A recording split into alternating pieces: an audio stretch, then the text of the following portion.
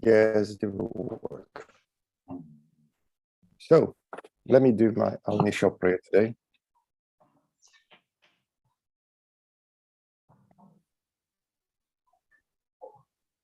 Master Jesus, here we are once again together in your name. From people from every corner on your world, trying to understand a bit better this very important topic, mediumship, to help ourselves and to help others. Be with us, my brother. Today, in us intuition, and us, helping us to find doubts and questions that we may have. So be it.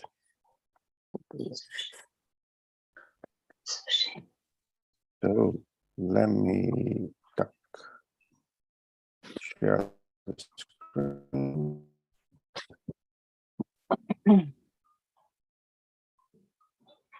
Yeah, I think you can see my screen. I'll just move that here to the bottom. Munir, I just got a message here that my internet is unstable. Okay. So let me see, let me transfer to you as well the co-host, just in case. Okay. All right. It wasn't stable until now, but I got a message. It's better to be safe than sorry. Yeah. So here we go. We have stopped the last Saturday and inspirational mediums. So we've spoken about that already, and today we are starting prescient mediums, those who in certain circumstances have a vague intuition of future common occurrences. And you have more comments on item 184 of this book, right? And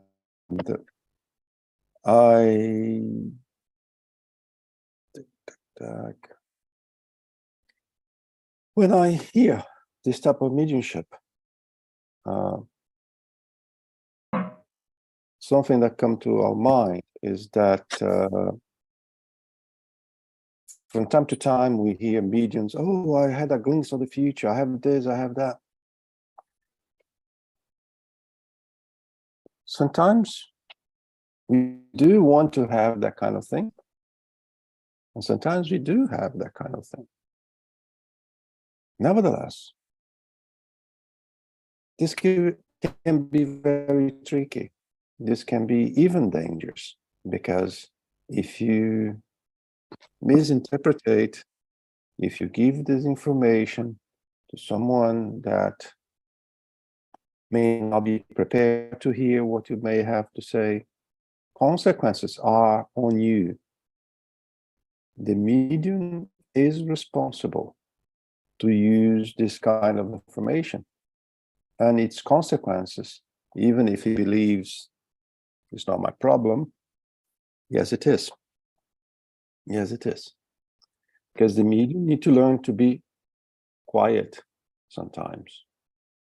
A lot of mediums, they like to blah, blah, blah too much without realizing that when they are like that, they are taking responsibilities on the outcome of what they may have said.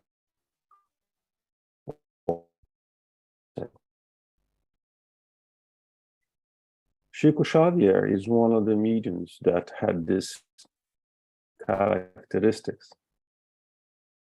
And he asked Emmanuel to remove that from him. If he asked his guides, his benefactors, to remove that from him, it's because this is a heavy burden, very heavy burden. And he felt that he was not prepared for it, or at least he had the perception of the consequences of having this type of mediumship. So mediums in general, don't try to go on that avenue, because very unlikely you will be able to handle this in a safe manner. Okay, that would be my suggestion for you all. Prophetic mediums, a variety. But before we go on the avenue, just to be sure that we understand what is this kind of mediumship, Chico, he was able to know when the person would discarnate. That was one of the characteristics. It's like we are here. I don't know how many we are here today, but let's say we are here, 10 people in this room. And when I'm talking to you, I know exactly when you will die. Do you think that's pleasant? I don't think so. Now let me picture another board for you. In a different room, we have our family, husbands, wives, kids, and we also know when they will discarnate. I think it's even worse, isn't it? Be careful with what we ask. Hi, Christine. Hi, I'm sorry, I'm on a smaller screen today. I'm not at home. Sorry, I was just going to say, just where you mentioned about Chico Xavier, and he said about when people were going to pass, did that actually come to fruition? Did that, I'm assuming it did, but just want to clarify that point.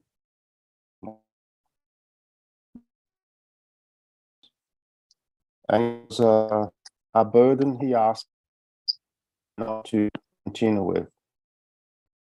And as I know, it was removed from him. So it is something that I don't really desire for me, you know, because, well, I gave you.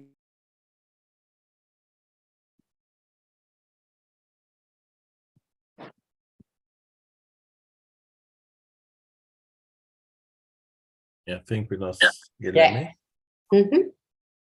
Let's see if he comes back. Otherwise, I'll share my screen and we carry on. Oh, yeah. I don't know what happened, but I think that I was dropped a little, right? Okay. Guilherme, Yes.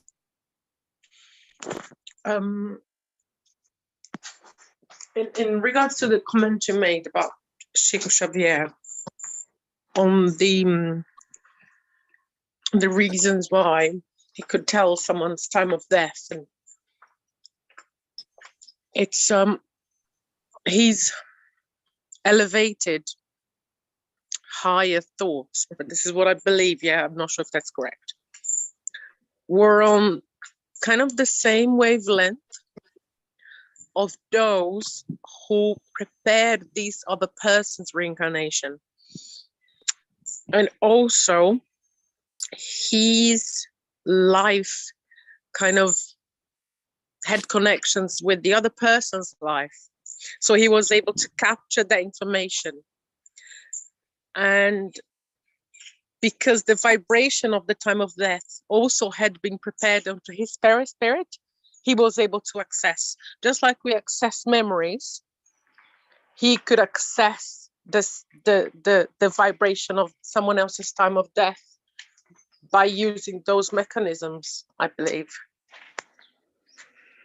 Well, I cannot speak about something that I'm not sure, but what I heard through people that were close to him was that he used to receive thousands of people a day, and they were not There was no register that he could only see that predicament with people that he knew. There was a broad comment that he had this capacity. And I personally don't think your theory has anything to do with that, because there are other people very, very far away from his moral achievements. They also have this mediumship. So I prefer to believe, pay attention to what I'm saying, I prefer to believe that has nothing to do with your theory. Could be, but I cannot elaborate in something that I don't have enough information for it. But when I start to analyze things around, I don't think it is that. Maybe you're right, I don't know. But I don't think it's that, because there are other people that really have is exactly the opposite of Xavier, and they also had the same ability, if I can call ability. So, but Rafaela could be, I don't know.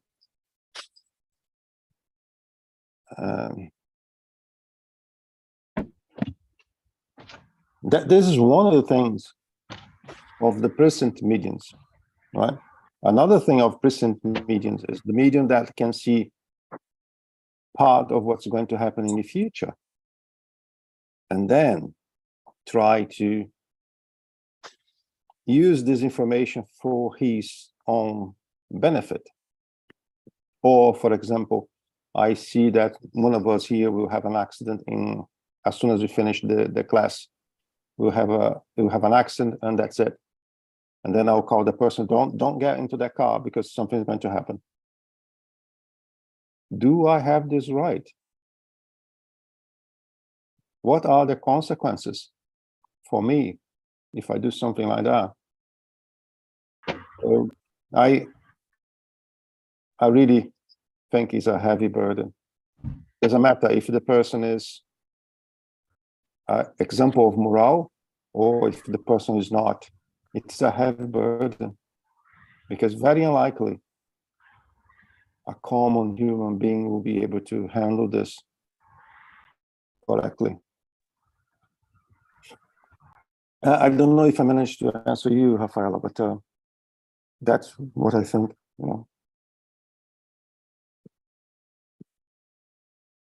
know. Prophetic mediums.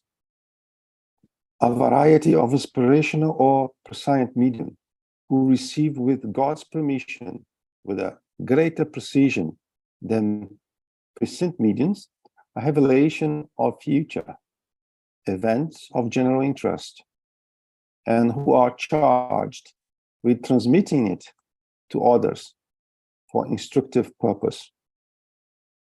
So this is another degree. And let me finish here, and then we speak about that.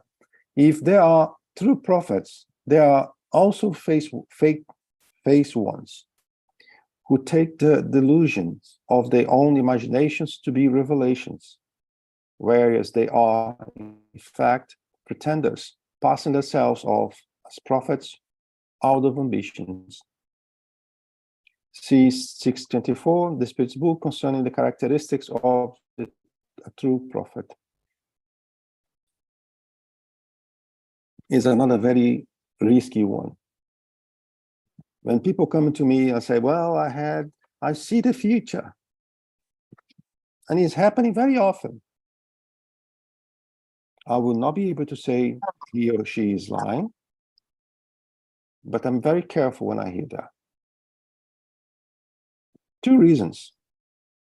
Who can guarantee that this whole scenario is not prepared by a group of spirits who is showing you, yes, 1, 2, 3 times something that really happens, perhaps even because they prepare in a way to make it happen, to get your trust, to get you blind,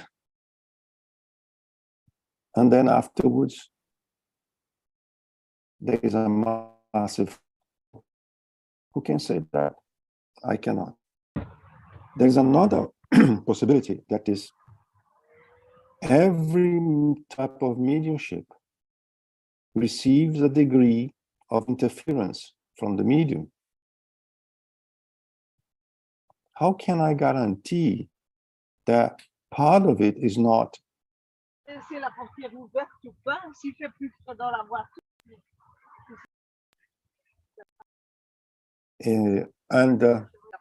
who can guarantee that this is the case, you know? Who can guarantee? Who can guarantee? I cannot. I cannot. So there are risks that I really think we need to be very careful, very careful. And as I said, I do not encourage mediums to try to exercise, not develop this characteristic. Hi, Munir. Hi, Guilherme. Hi, everyone. Good morning. Yes, Guilherme, on our day-to-day life, when we talk to people in general, we get information from people, you know, we always make some kind of a judgment about, you know, is it possible? Is it completely true? Or, you know, is it just a personal impression? I think we should use the same when, you know, receiving information from spirits or, you know, inspiration. Always be cautious, you know, analyze it and see the good that we can, you know, get out of that. And, you know, if there's no goods, well, just keep for yourself, you know. You don't need to, you know, start alarming people or telling people, unless it's someone who wants to, you know, gain, personally speaking, you know, some, you know, status. Munir, very true. We also have to think that we are all humans, and our ego is something that we all have, right? So if I start to see that I can have some glances of the future, I start to think that I am the #1 medium of the world. You know, I am the powerful one, and that's already the first step to fall. You know, so we need to be very careful, right? I personally, I believe that we forget everything when we reincarnate for a very good reason. We don't have access to our past memory for a very good reason. Some people do, but when they do, means that the spiritual world is trying to show something to them to make themselves better, to make themselves understand perhaps what they're going through at this particular moment in time. So the person will have a glance from the past and will understand what's happening today, and then can make a projection for the future. Okay, I'm not going to do that anymore because now I know what are the consequences, and that's it. And every time we try to interfere with someone else's path, it's on us. Ah, but I'm helping. You do not know. You do not know. That person perhaps needs to go through that suffering, through that incident, to grow. And you, because you think you are the #1 medium, you just screw up the planning someone had, you know? So we need to be careful with those kind of things, because as I said, we really need to try to do the basics. If you do the basics well, we're already very good. And honestly, we don't do the basics very well. Hi, Sandra. Oh, hi. So what caught my attention about prophetic mediums that we must keep this in mind is that the last part of the explanation, the purpose is for instructive purpose. So I understand here is not also to predict if some accident or the person is going to die, but is that instructive purpose, maybe to give you information to that person. So you are drinking too much, you are smoking too much, just an example. So that's why I call my attention for instructive purpose. Yeah. let me just speak a bit about what you said. You drink 20 liters of beer every day. I don't need to be a medium to foresee that you may have a cirrhosis in the future. I do not. You smoking 10 packs of cigarettes per day. I do not need to be a medium to predict that you may have a lung cancer. I do not, right? And how can I be sure that messages coming like that are revelations in the future to as you said, to be used like that, you know, for instructive purpose? How can I know? I don't know. Truly don't know. So yes, there are those cases, but there are a lot of people willing to jump into that conclusion straight away because I want to be the medium number one, and start to say things that may not become even reality after all. But let's say here, I'll tell you all now that I am a prophetic medium and I'm having an intuition of something that will happen in 100 years' time. And I'll tell you to do something now, to be prepared, to prepare your kids, to prepare your grandkids to 100 years' time. I will conduct you all in a path that may be right. I may have receiving an intuition from God himself to say that, but I may not. Could be something else. And then I'll drive you all into a path that will change your lives, what you do, what you believe, and I become responsible for that change in your life. And as we like or not, there's a burden coming on me too. And this, you don't need to go as a prophetic mediums to have this responsibility. That's a lot of people, they like to do lectures. And let's go back to Spiritism. Spiritist people, they like to do a lot of lectures, and that's very important. But anyone that does a lecture is responsible for what the people is getting to. If you say something that's not correct in your lecture, and as a result of that information, you misguide people, you are responsible for it. Let's think about now here. We do everything virtual, even mediumship meetings, and there's a lot of people that don't believe that's correct. In their own vision, they believe that's not correct. What if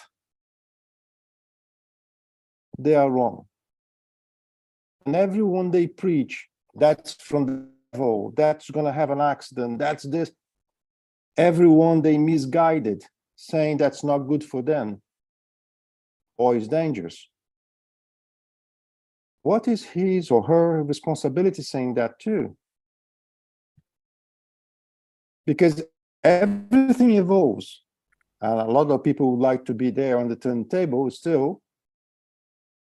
What if that is the future, and this group of people is telling us that we are the Antichrist of the Spiritism trying to do something like that?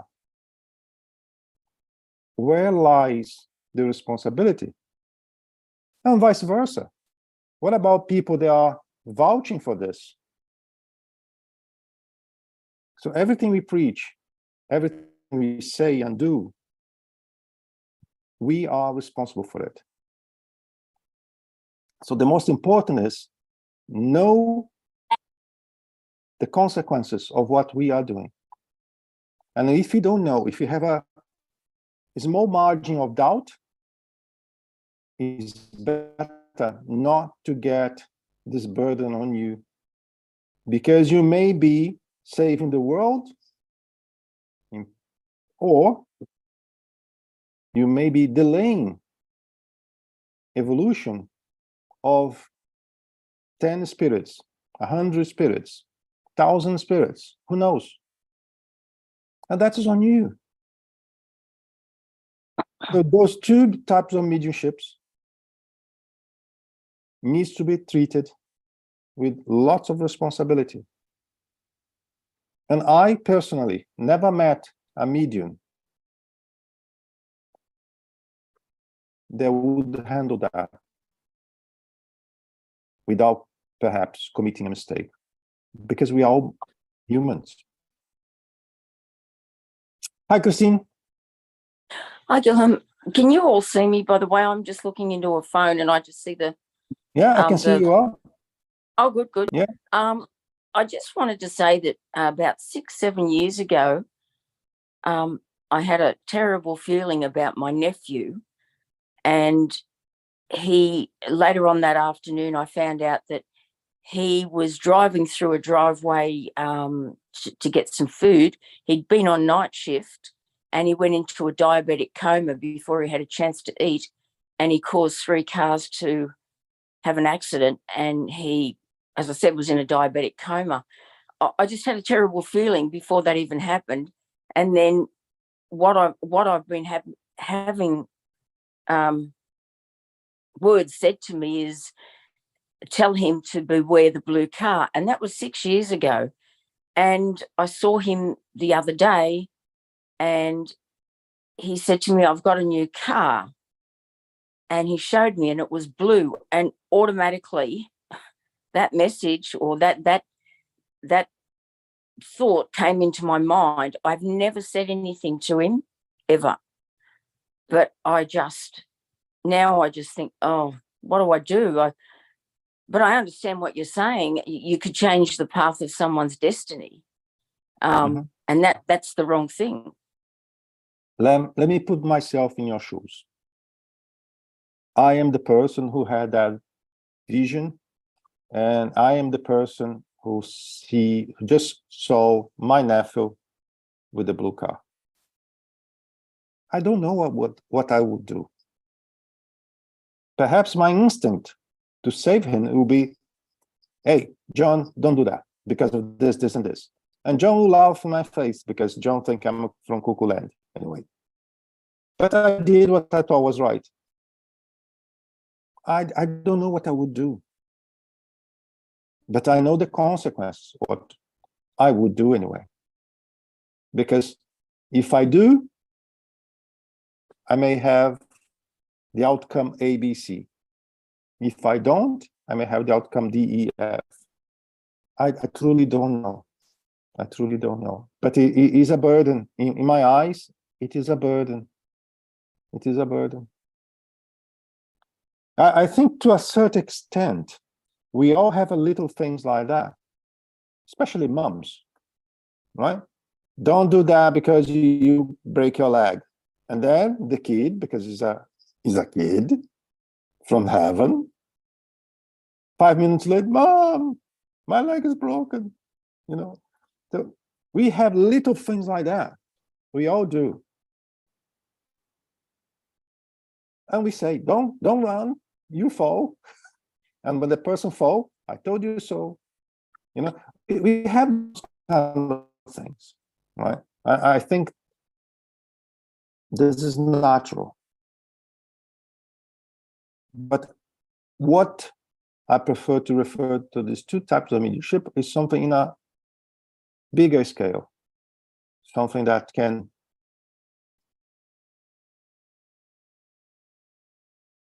be out of our control. Right? But as ever, I believe we have to have our heart in peace. That's why I said I don't know what I would do if I was in your shoes. Perhaps I prefer to have my peace, and I would say anyway. Perhaps. I don't know. I don't know. But I also cannot have in my mind something like, I can never go inside a blue car. Because I will have a massive massive disruption in the production line of blue cars in the world. Because then everyone don't want to have blue cars anymore. Because blue cars will lead to accidents. You know, I'm trying to play with words. I'm trying to give different scenarios. So what I'm doing here today is just giving a warning to everyone. I'm not trying to say do or don't do. And I don't do that kind of thing. The maximum I can do is make a suggestion. And as I said here, myself, if I was in your shoes, I don't know what I would do. Perhaps I'm 100% convinced what I should do. Keep your mouth shut, don't say anything, you have consequences, you have blah, blah, blah. And when I see my nephew coming to my door with a blue car, I will say, because we are humans. And perhaps because I want to have that peace in my mind, because I said to my nephew, perhaps nothing will ever happen, but I will feel better because I said. But we need to be careful, because that becomes like a loophole. Today is your nephew in the blue car, tomorrow is your niece eating a banana. Tomorrow, after tomorrow, will be don't get the lift. You need to only use the stairs now. You know, there's many things that may come, and I cannot stress enough that we need to be conscious of our actions. Everything we do is on us. Is on us, good or bad, is on us. I think I make things worse, isn't it, Christine? Yeah, I haven't said anything because, as I said, I foresaw something happened to him before and he was very lucky to survive that.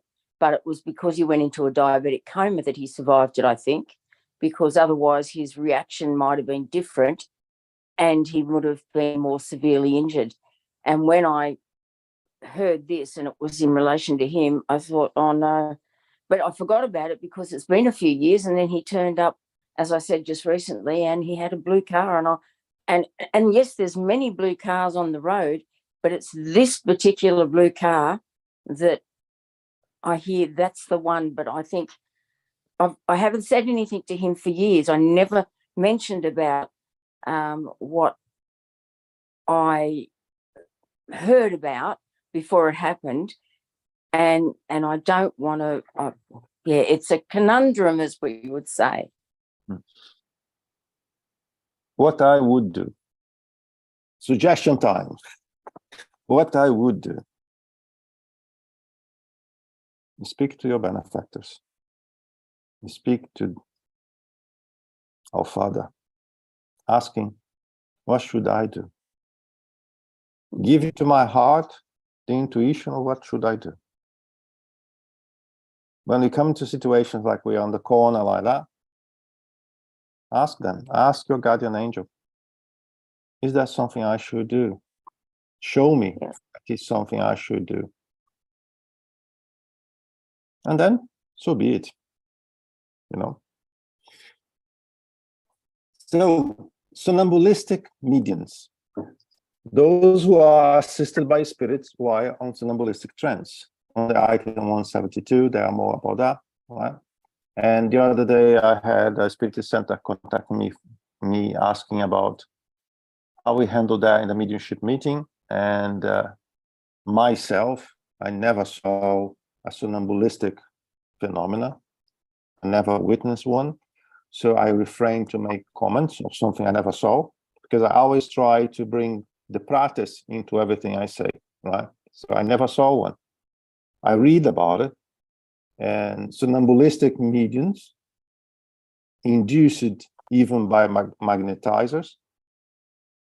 The only recollection I have is that when they are in that state, they are able even to evaluate their own situations from the spiritual world, and they are able to give advice of how to treat a disease, how to treat something on the medium himself. But I stopped there, right? And then the person are you talking about detachment of the perispirit during mediumship meetings? I said, no, this is something else. So those are items that are not very clear in everyone's mind. And like I said, I never saw myself, so it's hard to elaborate. Munir, do you have any information about that, that you would like to share with us? Because I honestly do not. Yes, I don't have much information I know that Leon Denis wrote, his books about a bit more about somnambulist mediums. What I know is that, the difference, for instance, we can detach ourselves from the body, have an experience, and then come back and report, or we can sleep and dream and go wherever. But in this case of somnambulistic mediums, the person is using the body, but it is in an altered state. And when the spirits use the person in this condition to bring information, then we can say it is a medium. Otherwise, it's just, a pure somnambulism. The person is capable of, in an altered state of the perispirit, expanded, or the perception is different, is more than the person would normally have when it's in the wake state, but is able to use the body while in that condition, to talk through the mouth and to walk and to do things. Whereas when we detach ourselves, we don't use the body that much. I mean, we are experiencing ourselves outside the body. So the body stays there quiet, sleeping, or, When you were speaking, I was picturing images of what you were saying, and I could see there's not a straight line dividing phenomena A and B, because a couple of things you said, I can relate to apometry. I can relate to, there are other things that have the same characteristics, and it's very difficult to split. This is this, this is that, and as I said, I prefer to attach what I believe I know to the practice we have, and as I never witnessed one, and I don't know. I don't never know. either. Yeah. So ecstatic mediums, those who receive revelations from spirits while in a state of ecstasy.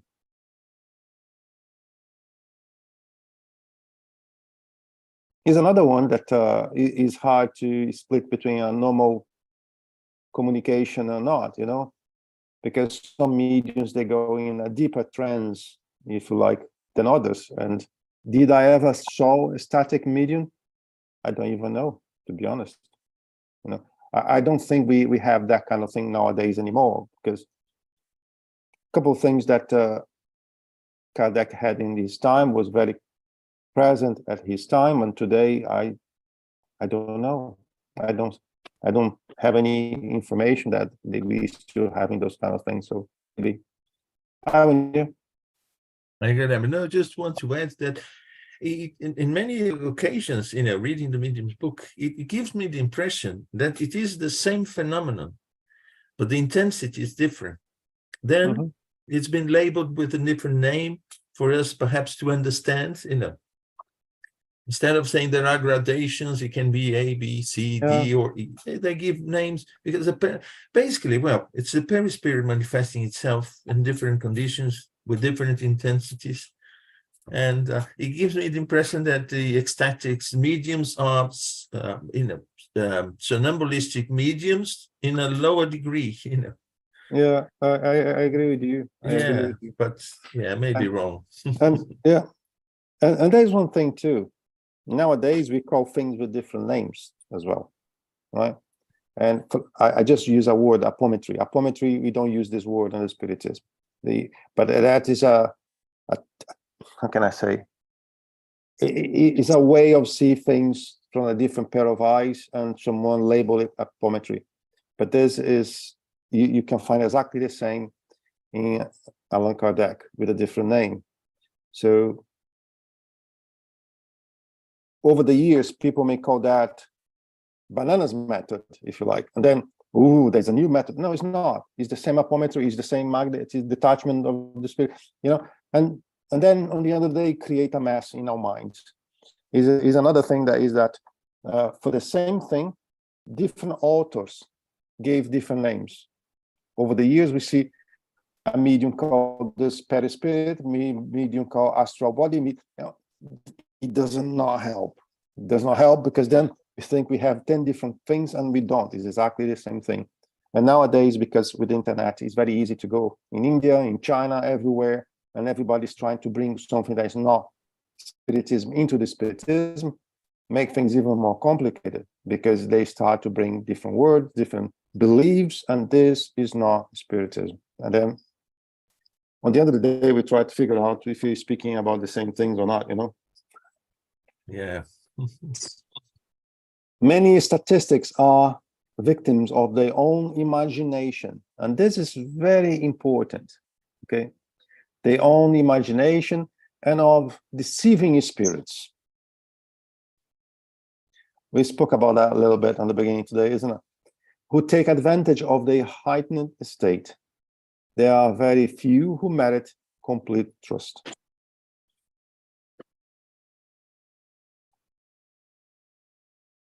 I want to be the medium number one. Munir want to be the medium number one. Jackie want to be the medium number one. We all want to be the one. And we start to wonder how it's beautiful to be the medium number one. And then the spirits around us, they will see a potential to have fun with us. Is where the deceiving spirits will come into play. And they will play with us very well, very nice, for years, if they have to, preparing us to a scenario where we are completely dependent on what they are saying to us.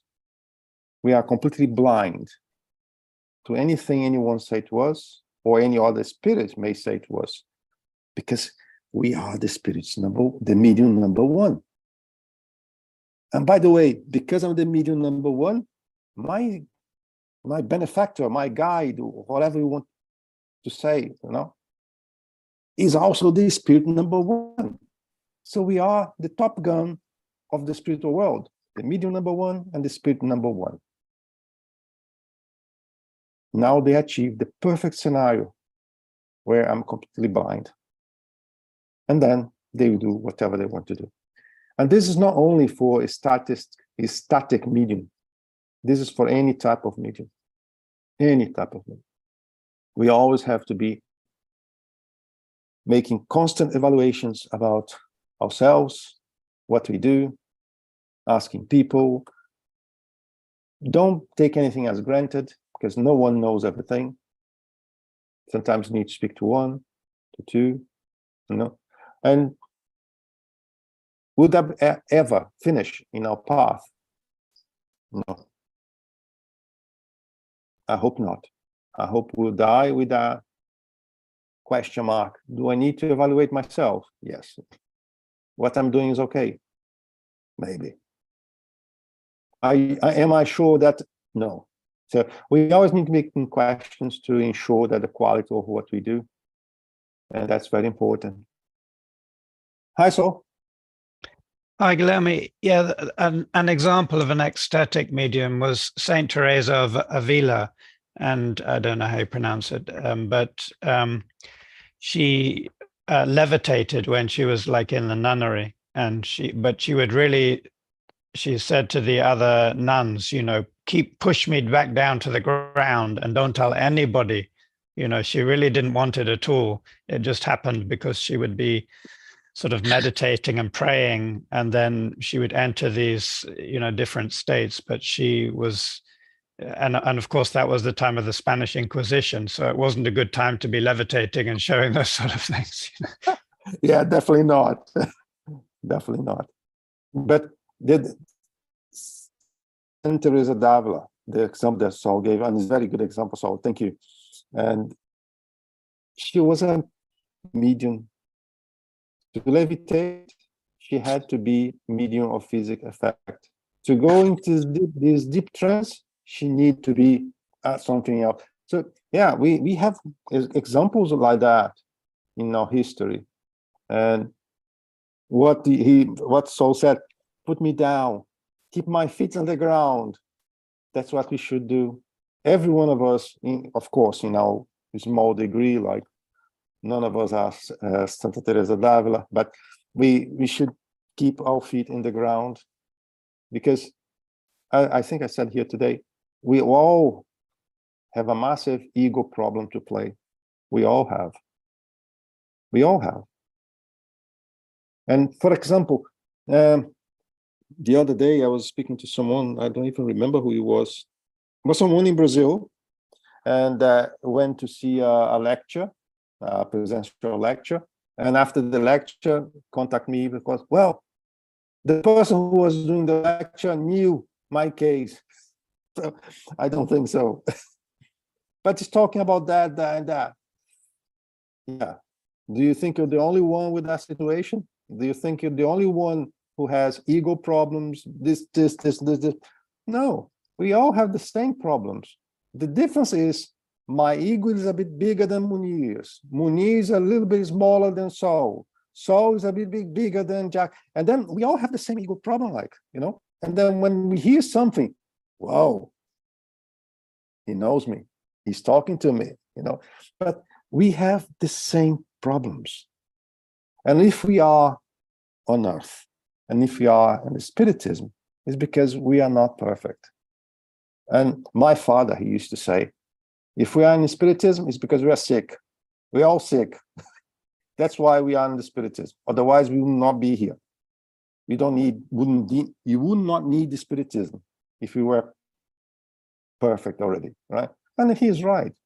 In his words, he is right. Because everyone in the Spiritist Center is having some type of problems, right? If a person in the Spiritist Center have only one problem, my God, he's already very good, you know? So, painting or drawing mediums. What time is it? Those who paint or draw under the influence of spirits. We are referring to those who obtain serious works, because we could not apply this name to certain mediums who, mocking spirits, cause to produce grotesque works that the least experienced student would disavow. Let me finish to read, and we still have time to speak about that if you have to. Frivolous spirits are great imitators.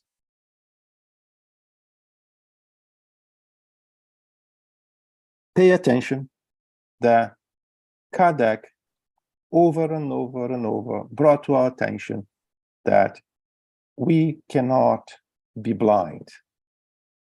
There are spirits, like this example here, they are imitators. They like to produce fake news,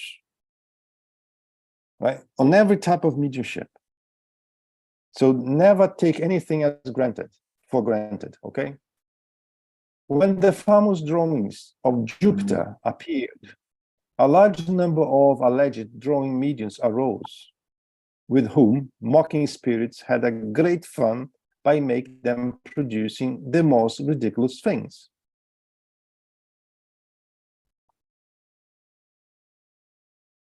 One of these spirits, in order to eclipse the drawings of Jupiter, if not in quality, then at least in quantity, caused a medium to draw a monument that required so many sheets of paper that they could be stacked to the height of a 2-story building.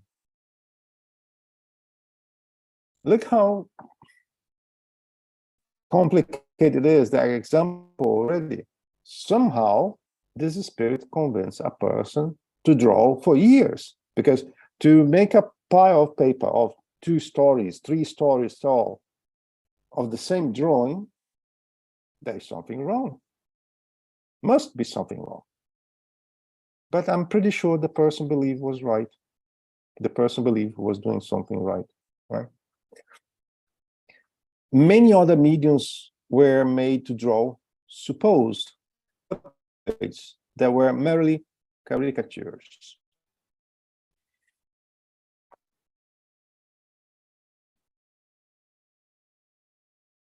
Well, on the mediumship meeting, from time to time, the medium may draw sketches of things he's saying on the meeting.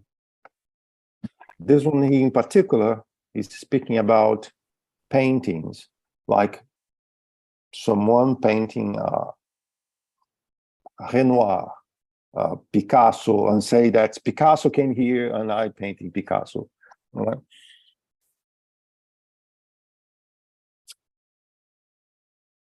I truly don't know. I don't want to discourage anyone who believes or who sees this kind of thing, but I believe there are better use of mediumship, if I can say like that. What do you mean about better use of mediumship? If you are a medium, use your mediumship to alleviate pain and sorrows of the spirits who are in need. This is what a mediumship is for.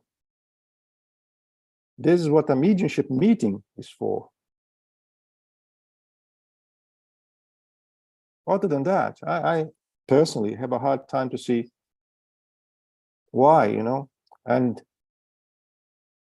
a moment in history perhaps was important because then they could compare the lines, the trace of the medium painting with the author. For example, the medium received a painting from Picasso and comparing with the original Picasso, yes, it seems to be the same, you know. But other than that, I don't know. How many? Hi, Guilherme. Just you know, borrowing the example we just read here in the Medium's book, and not judging anyone, because I think we shouldn't judge other people's mediumship, but our own, and think, you know, what's the purpose of, you know, creating, you know, through mediumship, you know, a pile of paper 2-story high. What's the purpose of that? What, you know, a waste of time, waste of paper, waste of resources, waste of, you know, there's no benefit in doing that. So, you know, if I were to do that, I would question, say, well, there's no, in my view, there's no, you know, good purpose for that. So then we realize that, yes, it may be, you know, a work of spirits who, you know, want to waste my time and, you know, have a good time, laugh at me or whatever. And the only thing, when you were talking, the only thing that comes to my mind is expose the medium and expose the spiritism itself, you know, because that's it. If, for example, on that example, if every page that person was doing, if there was one spirit being helped, how beautiful that could be, you know, instead of being drawing so many stories of useless paper. If it was one spirit per sheet, how many people could have help? Hi, Osoli.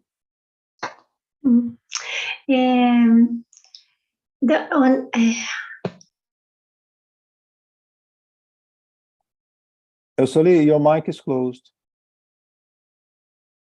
About the mediums, mediums.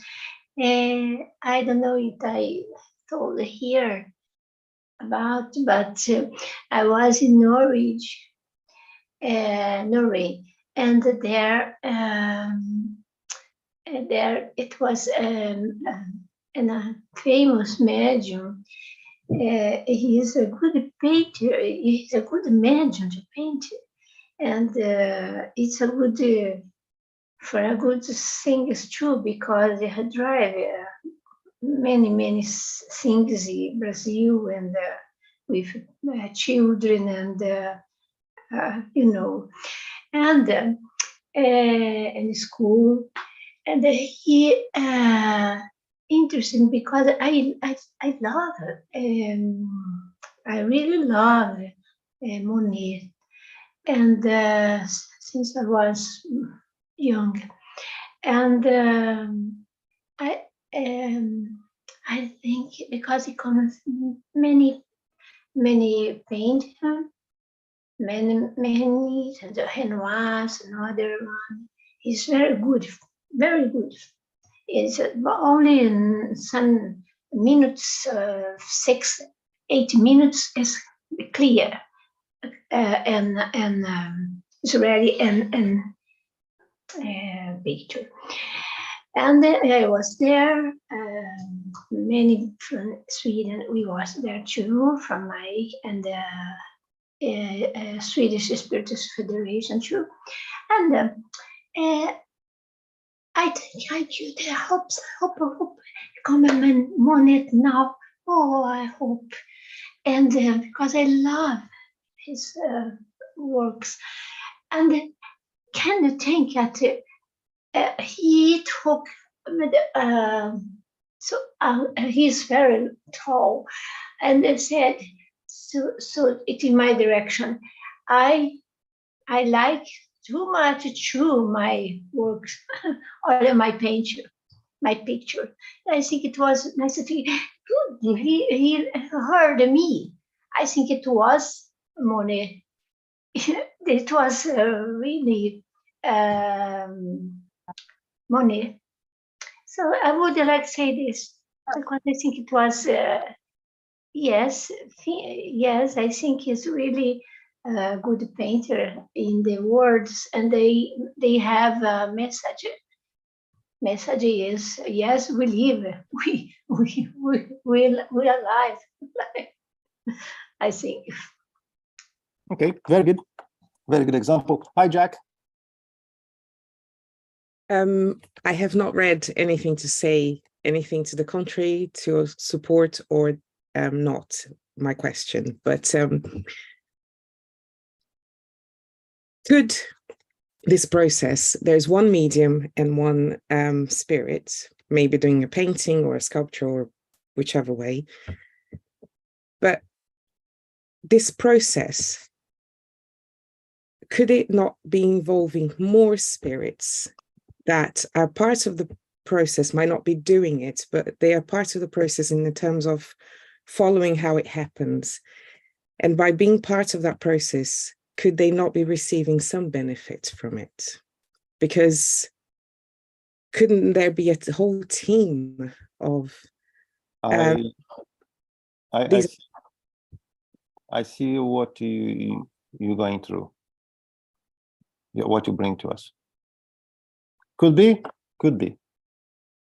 I'm saying this, but not based on Yeah, could be. making sure that it's a famous painter or a famous or anything, just that whole process of the ability that the medium might only be able to do that level of expertise because there's an influence. I'm not talking about anyone famous here, taking all of that ego thing away, but just that whole process, couldn't there be a whole team of spirits that are going through that and getting some benefits? That's just what are my answer on those, because we're going to be finishing shortly.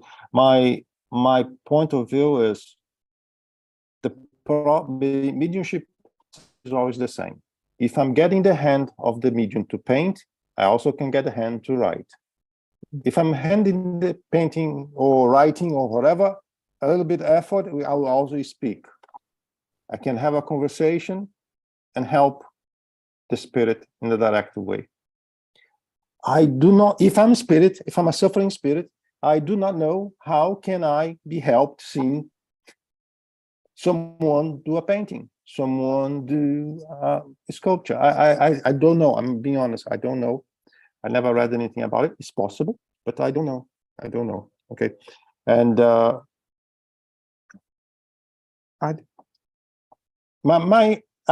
I said, I always refer to the practice, and my practice does not help me to elaborate further because I see other ways to help the spirits that are in suffering. And everyone, I'm sorry, we need to finish because of our time. And thank you very much for your opportunity to be here. I know it's a Saturday morning. We have a lot of things to do, and you guys are here. You are superb, And as Raphael is here, I see his picture now. So I'll ask Raphael to do our prayer. Hello. Hello. Right. Let's all elevate our thoughts and once again be grateful for the opportunity we had in this morning, afternoon, or evening to be amongst friends with the same intention, with the same goals of reflecting, studying, and learning a bit more about mediumship, about the teachings from the spirits, about how our lives interconnect with the discarnate world. Being thankful for the blessings they are shared with us in these moments from our mentors and our benefactors. We say thank you once again, and we ask permission to close this session. So Thank be you. Thank you, everyone. Have a great weekend. See you all next week. And it's Bye. Bye. bye.